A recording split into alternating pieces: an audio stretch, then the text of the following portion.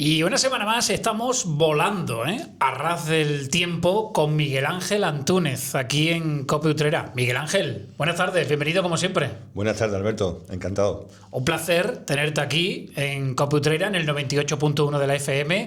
Saludamos también a todos los que nos ven a través de YouTube y los diferentes canales. En este espacio, pues que trata de analizar determinadas noticias que habitualmente se escapan de los radares de los medios de comunicación convencionales. En muchas ocasiones hablamos de misterio, pero Miguel Ángel, ¿qué misterio más grande existe que la mente humana? Ninguno, ¿verdad? Creo que la mente humana es insondable.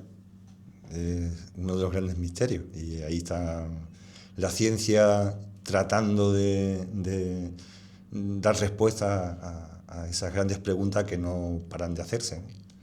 Sí, porque tú querías hablarnos hoy, a todos los oyentes y a los telespectadores, de un nuevo estudio de neurociencia que prueba los efectos que tiene la gratitud en el cerebro humano. Así es. De hecho, a mí es que me gusta mucho ver cuando la ciencia acaricia lo espiritual o lo filosófico, cuando se llegan casi a tocar, ¿no? Entonces, en este caso, de la mano de la neurociencia, han constatado los efectos beneficiosos que tiene expresar gratitud, y además son resultados medibles, porque esos efectos positivos son a nivel físico en el cerebro. Afecta a regiones concretas del cerebro que rigen, pues, la motivación, las relaciones sociales, contrarrestan los efectos del estrés, incluso la inflamación en el sistema endocrino. O sea que son efectos medibles.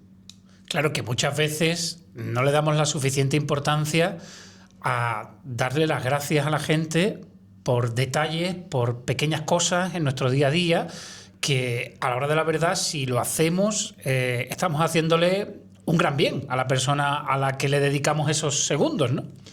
Además de darle ese lugar que se merece esa persona o ese grupo de personas a los que dirigen la gratitud, ahora además sabemos que el efecto positivo también lo tienes en ti. Decía lo de la filosofía y la religión o la espiritualidad porque desde la noche de los tiempos, ¿no?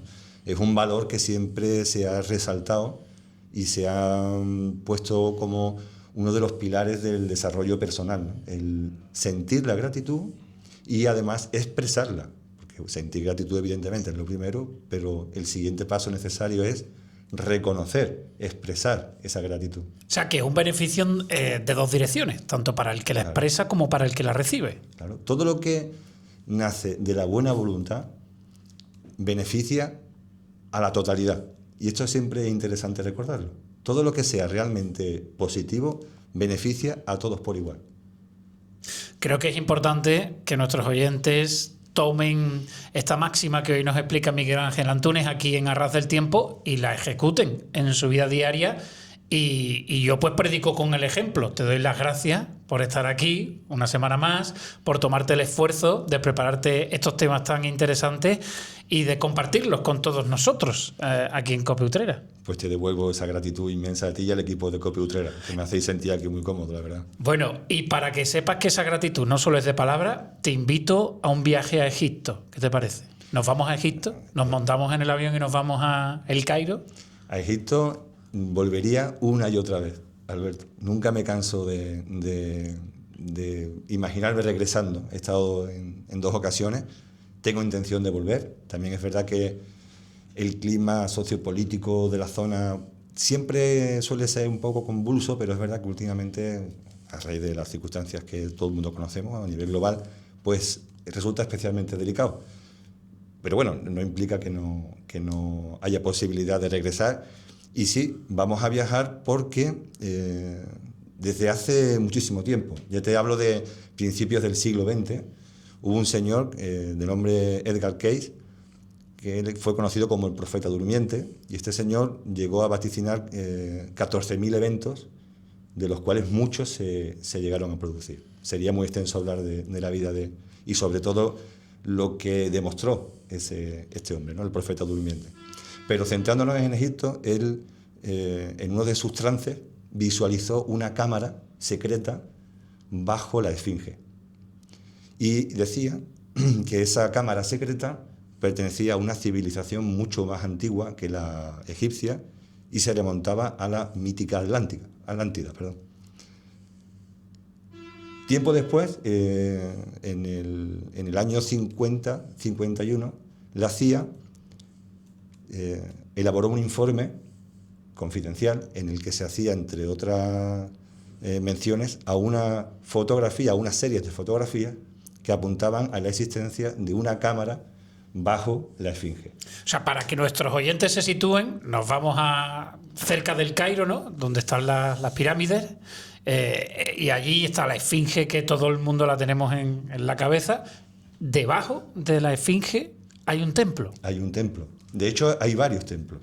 Pero uno de ellos, mira, te he traído, como siempre te traigo algo que pueda servir de soporte para quienes nos ven. Estoy mostrando el documento original, la copia del original, en el que se habla precisamente, este es de la CIA, sí, de la existencia o supuesta existencia de esa cámara bajo la Esfinge. En el 91, un equipo de científicos con un georradar pidió permiso para hacer pruebas en el entorno de la Esfinge y detectaron que efectivamente, creo que era en torno a los 15-20 metros, ya detectaban la primera anomalía subterránea que venía a tener, o sea, las medidas. 15-20 metros por debajo del nivel del suelo donde está la Esfinge. Eso. Y además, de esa cámara partían diferentes, se dicen, grutas, túneles, que podrían conectar con las pirámides. A partir de esos resultados, el gobierno egipcio prohibió seguir haciendo pruebas de ese tipo en las inmediaciones de la Esfinge. Y ahí es donde puedo aportar mi pequeño granito de arena. En la segunda ocasión que tuve de visitar la meseta de Giza en Egipto, no te puedo explicar muy bien porque sería extenso y además delicado. Pero te puedo decir que conseguí descender al foso de la Esfinge y alguien que allí tiene bastante mano me confirmó que efectivamente que hay un pasaje que lleva a esa cámara y a otras que están aún más por debajo. Tuve oportunidad de asomarme a una rejilla que hay en una de las patas traseras, en la pata izquierda de la Esfinge trasera. Retiré una trampilla que hay, esa trampilla no se ve desde el mirador, desde donde normalmente se contempla la Esfinge, y pude ver con mis ojos que la Esfinge es hueca por dentro, es una caverna y olía a humedad. Es decir, que por allí, tal como también dicen algunos textos antiguos, en su época, quizás también todavía, corre algún que otro riachuelo subterráneo. Bueno, desde luego que espectacular, ¿eh? Sí. Porque además estamos hablando de experiencia propia, que es que no te lo ha contado nadie, que tú has estado allí. Fue impresionante, Alberto, aquello fue impresionante, porque eso siempre lo han negado, siempre han dicho y mantienen que la Esfinge no es hueca y que no tiene entrada a ningún tipo de sala, y yo pude ver, de hecho... Algún sentido tenía que tener, no solo el sentido ornamental, ¿no? Entonces tiene lógica que hubiese hueco dentro para que hubiese un espacio en el que hacer algo, ¿no? Claro, aquí el tema está en que si se constata y se reconoce esto de lo que estamos hablando, implicaría que la antigüedad de la Esfinge se remontaría como mínimo a 12.500 años. Pero además implicaría que esas cámaras subterráneas fueron construidas por una civilización desconocida. Claro, y ahí estamos entrando en un terreno todavía más complicado. Sobre todo porque hay lugares, en este caso como puede ser Egipto, en el que la política y la religión es un todo. Eso implica... Claro. Pues eso. Un cambio de paradigma total. Claro. Me imagino que te sentirías un poco como Napoleón cuando pasó esa noche dentro de la Gran Pirámide, ¿no? Dentro de la Esfinge, ¿no? A mí me habría encantado. Estuvimos... ¿Qué pasaría esa noche? Hay mucha literatura, ¿verdad? Lo hizo en su momento Julio César.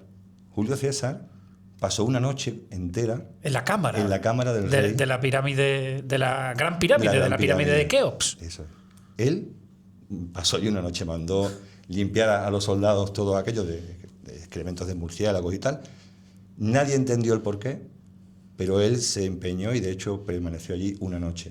Tiempo después lo hizo Napoleón y te puedo decir que no fueron los únicos en experimentar. Ahí hay un tema, ¿eh? Ahí hay un tema para investigar y contárselo a nuestros oyentes en Arras del Tiempo. Lo tengo apuntado por ahí, Alberto, como uno de los temas que deberíamos de tocar porque es apasionante. Bueno, apasionante ha sido este viaje que nos ha llevado de la neurociencia, de la mente, de la gratitud, hasta nada más y nada menos que Egipto, una tierra mágica y rica en todos los sentidos. Miguel Ángel Antúnez, muchísimas gracias. A ti nuevamente, Alberto, gracias.